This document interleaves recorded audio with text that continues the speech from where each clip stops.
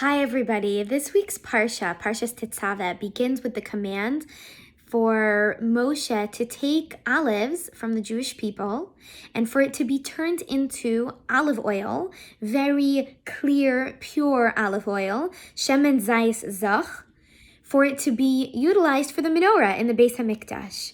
And the wording after shemen zayis zach is kasis lama'or.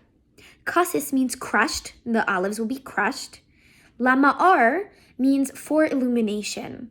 The purpose of the crushing of the olives will be for the illumination of the menorah in the Beis HaMikdash. Now, of course, it's a little bit like it skipped a step, right? Like you crush the olives, then you take the olive oil, then you light the olive oil with a candle in it, and it now is light. Now it's illumination. And yet there's this juxtaposition of kasis to ma'or, this juxtaposition of this idea of crushing to illumination. And what we are taught is that the greatest illumination of ourselves, of who we are, of our greatest strengths, of our truest identity, happens when we are crushed, when we are challenged, when we face hardships, when we face pain.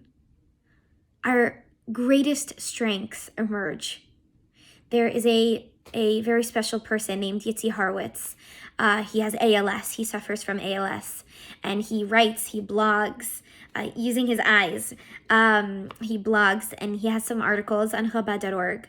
And one of the most powerful articles I have seen from him is called "When Life Gives You Olives, Make Olive Oil." Taking this idea and writing about it. And I think that if you just take who he is and you take the title of his article, I mean, that says it all, right? He talks about the strength that he found from losing everything other than his heart, his mind, and his eyes, like his ability to write in this incredible technology. I think that each of us can think about this on a microcosm level of how we become stronger when we go through challenges. And when there is a hardship that we are faced with, how we can dig deep and find our greatest strength in a way that becomes light. And not only light, but illumination, a source of illumination. Ma'or means a source of illumination, that we become a source of illumination for others. I think about how many organizations, non-for-profits, organizations that are there to help people in all sorts of predicaments and all sorts of ways. Who started them? In each and every case, the one who started them is somebody who went through that hardship and then came through and wanted to be a source of illumination for others, to give something that they received to others.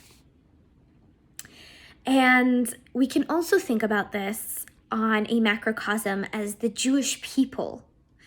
Our greatest light as a whole comes through when we are crushed.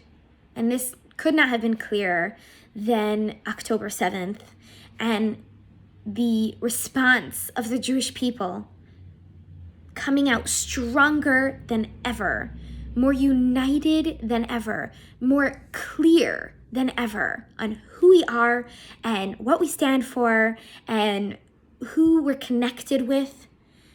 And this the incredible crushing experience of October 7th as a nation has provided so much light into the world and into us as a nation, and hopefully into each of us as individuals. And I think that this idea cannot be better expressed than by the following video that I'm going to share with you. So have a beautiful Shabbos, and please God, we should have no more crushing. So I have a confession, and I think it's going to be true for a lot of Jews out there, and it's a big lesson for you Jew haters, so I suggest you listen, all you anti-Zionists. growing up, my Jewish identity was a completely secondary part of my life. I never even thought about it really. You know, my parents had told me stories about what they went through. My mom had to escape Iraq because she was a Jew. And my dad, sadly, most of his family was killed off in the Holocaust. But I never personalized it. It was never something that was super, super real to me. And it was just stories of things that they went through. But then after October 7th, seeing the way the world responded to the attack and the amount of Jew hatred that actually exists kind of woke up my Jewish side, made me reconnect with it fully.